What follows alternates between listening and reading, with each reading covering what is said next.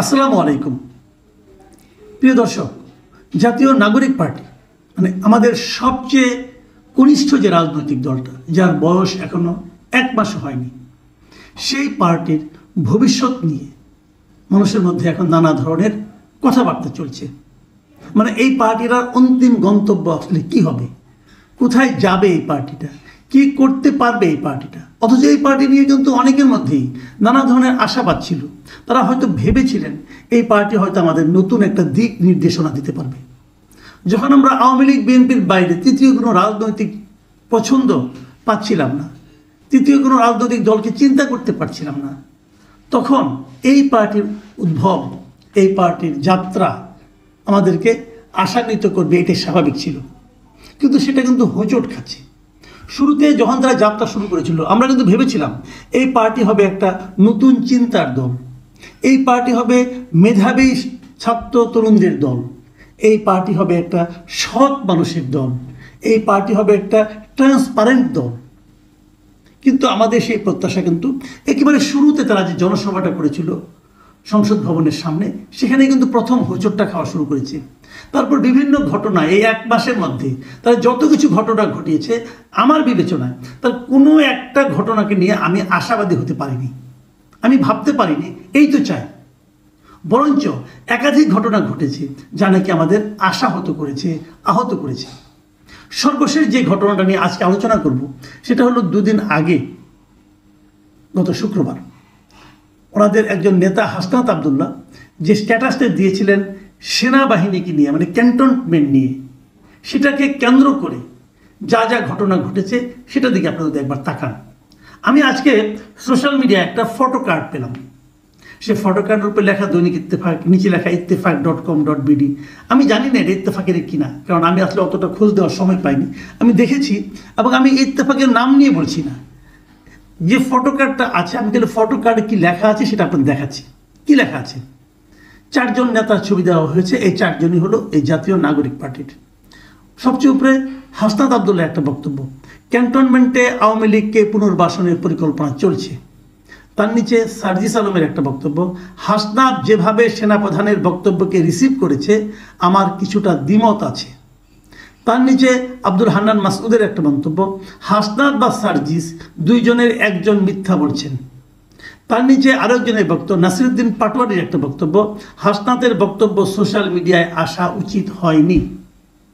আমি এই 4টা বক্তব্য বলি। দেখেন, এরা 4 জনই একটা পার্টির লোক, সেটা কি জাতীয় নাগরিক পার্টি, এবং 4 জনই এই পার্টির কিন্তু শীর্ষস্থানীয়, মানে শীর্ষ 2টি পদে না, এরা আহ্বায়ক না অথবা সদস্য সচিবও না, তার নিচের পদগুলোতে এরা আছেন এবং মোটামুটি এরাই কেন্দ্রীয় নেতা, এরাই পোস্টার বয় এই পার্টি। এদের সবাইকে আমরা চিনি, বিভিন্ন টকশোতে এদেরকে আমরা দেখি, এদের কথা শুনি। এই 4 জনের বক্তব্য যদি আপনারা বিশ্লেষণ করেন তাহলেই বুঝতে পারবেন এই পার্টির মধ্যে চলছেটা কি। এই 4 জনের বক্তব্য কিন্তু প্রত্যেকে আক্রমণ করে করেছেন বক্তব্যটা। কেন? শুরুটা করেছিলেন কিন্তু হাসনাত আবদুল্লাহ।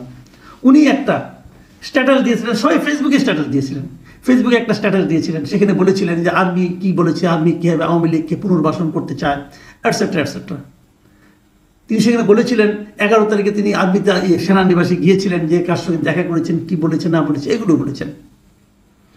আর হাসনাত আবদুল্লাহর এই বক্তব্যের প্রেক্ষিতে নাসিরুদ্দিন পাটোয়ারি বলছিলেন যে এই বক্তব্যটা সোশ্যাল মিডিয়া আসা ঠিক হয়নি, এবং উনি আরেকটা কথা বলেছেন সেখানে, যে এই বক্তব্যটা শিষ্টাচার বিবর্জিত।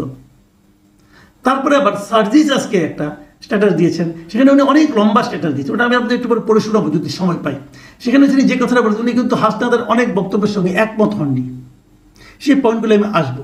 এবং তার প্রেক্ষিতে হান্নান মাসুদ বলেছেন, এই যে একমত হননি হাসনাতের সঙ্গে সার্জিস, এইখানে যে বিরোধটা, এই বিরোধে নিশ্চিতভাবে বোঝা যাচ্ছে যে 2 জনের মধ্যে যে কোনো একজন মিথ্যা বলেছেন। মানে সবচেয়ে নিরাপদ জায়গায় আছেন কিন্তু হান্নান মাসুদ। কথাটা সত্য যে একই বিষয়ের উপর 2 জন লোক যদি 2 কথা বলে, তো একজন তো মিথ্যা অবশ্যই বলছেন, কোনো সন্দেহ নাই। তো উনি সবচেয়ে নিরাপদ জায়গায় একটা মন্তব্য করেছেন। কিন্তু আমার প্রশ্নটা হলো, এই মন্তব্যগুলি এখন বাইরে হলো কেন? এই মন্তব্যগুলো পাবলিক হচ্ছে কেন? এই প্রশ্নটা কিন্তু খুব জরুরি। আমি বরং সার্জিসের যে বিশাল স্ট্যাটাসটা, সেটা সম্পর্কে আপনাদের একটু ধারণা দিতে চাই। এটা কিন্তু অনেক বড় স্ট্যাটাস, প্রায় 800 839 ওয়ার্ডের আমি একটা স্ট্যাটাস পেয়েছি। তার মানে বিশাল একটা স্ট্যাটাস, এত বড় স্ট্যাটাস সাধারণত আমি কখনো দিইনি আমার জীবনে।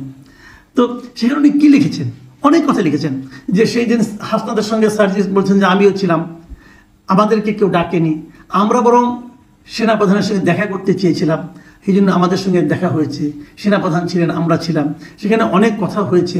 এবং সেই কথাগুলোকে আমি একটু পড়ে শুনি একটা লাইনটা, যে রিফাইন্ড আওয়ামী লীগের জন্য চাপ দেওয়ার, কমার মধ্যে চাপ দেওয়ার যে বিষয়টি এসেছে, সেখানে চাপ দেওয়া হয়েছে এমনটি আমার মনে হয়নি। হাসনাত বলছেন চাপ দেওয়া হয়েছিল রিফাইন্ড আওয়ামী লীগ করার জন্য, সার্জিস বলছেন যে চাপ দেওয়া হয়েছিল এরকমটা ওনার মনে হয়নি।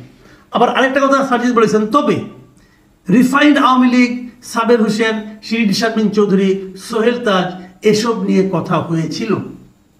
সোহেল তাজ কিন্তু এই নামটা কিন্তু আমরা নতুন পেলাম, কারণ হাসনাদের বক্তব্যে, হাসনাদের যে স্ট্যাটাস, সেখানে সোহেল তাজের নামটা উল্লেখ ছিল না, বরং সেখানে ছিল কাজী শেখ তাপসের নাম, ঢাকার যে দক্ষিণে মেয়র ছিল সেই তাপসের নাম ছিল। তো আমি নিজেও বলেছিলাম যে তাপস কীভাবে রিফাইন্ড আওয়ামী লীগ করবে, সে তো দুর্নীতিবাদ, একদম শিরোমণি, সে কীভাবে করবে। যোগ এখন আবার সার্জিস বলছেন যে না, সোহেল তাজের কথা বলছেন।